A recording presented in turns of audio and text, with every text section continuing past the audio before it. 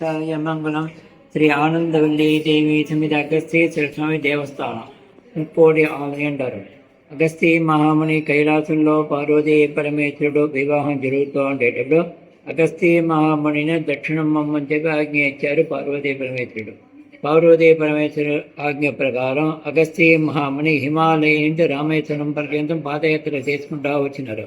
అగస్త్య మహాముని శివభక్తుడు. ఆయన ఎక్కడెక్కడ తపస్సు చేస్తారో ఎక్కడంతా శివలింగం స్థాపనం చేసుకుంటూ ఉంటారు. కనీసం 3600 శివలింగం అగస్త్య మహాముని ఆయన పేరుతో స్థాపించిన శివలింగం. ఆ మాదిరికి ఇక్కడ వచ్చి కొన్ని కాలం తపస్సు చేసి ఈ నది సువర్ణముఖి నది తెప్పించినారు. ఆ నదిలో స్నానం చేస్తూ తపస్సు చేస్తూ ఉన్నారు. అగస్త్య మహాముని స్నానం చేస్తూ ఉండేటప్పుడు ఆయనకు శివలింగం దొరికింది ఈ సువర్ణముఖి నదిలో. ఆ నదిలో దొరికిన లింగం ఆయన స్థాపించినారు.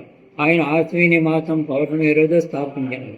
ఆశ్విన మాసం పౌర్ణమి రోజు స్థాపనం చేసేటప్పుడు ఇక్కడ ముక్కోడి దేవత ప్రత్యక్షం అయినారు. అందువల్ల ముక్కోడి ఆలయం.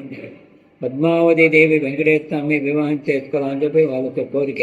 వెంకటేశ్వర స్వామి పెళ్లి చేసుకోవాలని చెప్పి మాట చేసి వెళ్ళిపోయినారు. కలియుగం ప్రారంభం ఆయన తర్వాత ఒకటి రాలేదు.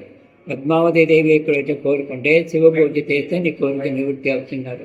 అగస్త్య మాముని కోరిక ప్రకారం కొన్ని కాలం శివ పూజ చేసిన తర్వాత నారాయణలో వెంకటేశ్వర స్వామి ప్రత్యక్షం అయ్యి అక్కడ వివాహం చేసుకుని ఈ దారితో పోతుంటే అగస్త్య మాముని ఆశ్రమానికి వచ్చిన అగస్త్య మాముని చెప్పిన 6 మాసాల కాలం కొండ ఎక్కకూడదు, ఎక్కడైనా భూమి మాసం ఉండమన్నారు. అగస్త్య మాముని కోరిక ప్రకారం అగస్త్య మాముని ఆశ్రమంలో ఇక్కడ 6 మాసం అతిథిగా ఉండేట్టుగా ఐదిగా పగలంతా ఇక్కడ ఉంటారో సాయంత్రం అయితే శ్రీనివాస మంగమని వెళ్ళిపోతున్నారు. వాళ్ళు వచ్చిపోయింటే గుర్తింపు విష్ణుపాదం చేసిపోయినారు.